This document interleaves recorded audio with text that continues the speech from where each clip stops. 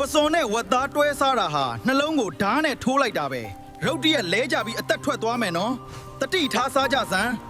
ခရမ်းသီးနဲ့မို့တွဲစားရင်ဘိုက်ထဲမှာအစိတ်တွေပွက်လောရိုက်လာမယ်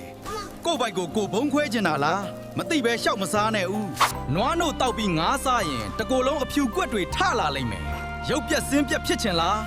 အစားမက်ပြီးဘဝနဲ့မလဲနဲ့ကြက်ဥနဲ့ချိတ်တွဲစားရင်အစာအိမ်ထဲမှာကော်တွေကတ်နေတယ်လို့ဖြစ်သွားမယ်ဘိုက်ကယ်ပြီးအသက်ရှူကြက်ချင်လားအသိဉာဏ်ရှိရှိစားကြစမ်း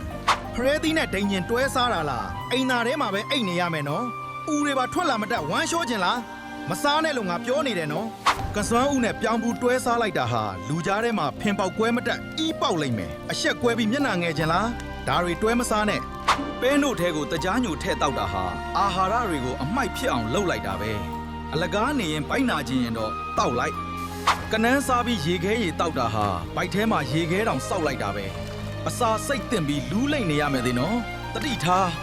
လက်ဖက်ရည်ပြင်းပြင်းနဲ့တံပြာသီးတွဲစားတာဟာအစာအိမ်ကိုအစ်စ်နဲ့လောင်းချလိုက်တာပဲအစာအိမ်ပေါက်ပြီးတေကျင်နေနာတာလားရှောင်ကြစမ်းကတုံးရဲ့ပရားရည်နဲ့ဆောင်းရသီးတွဲစားတာဟာတေမင်းနဲ့လက်ဆွဲနှုတ်ဆက်လိုက်တာပဲအသက်ရှင်ရတာညှင်းငွေ့နေရင်တော့စားလိုက်လေအုတ်ကူတဲ့တန်းရောက်သွားမယ်